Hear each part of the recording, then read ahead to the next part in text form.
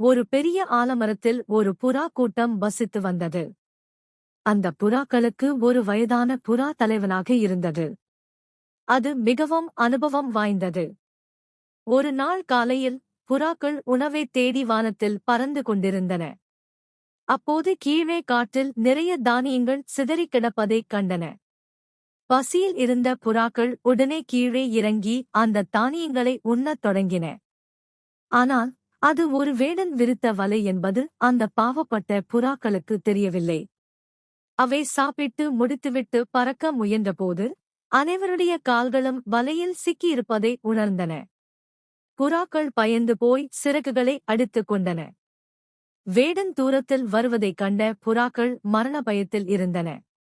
அப்போது தலைவன் புறா அமைதியாகச் சொன்னது, நண்பர்களே, தனித்தனியாக பறக்க முயன்றால் நாம் தப்பிக்க முடியாது.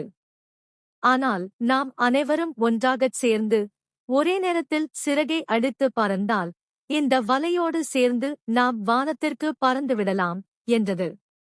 புறாக்கள் அனைத்தும் தலைவன் சொன்னபடியே செய்தன. 1, 2, 3 என்று சொன்னதும் எல்லா புறாக்களும் பலமாகச் சிறகுகளை அடித்தன.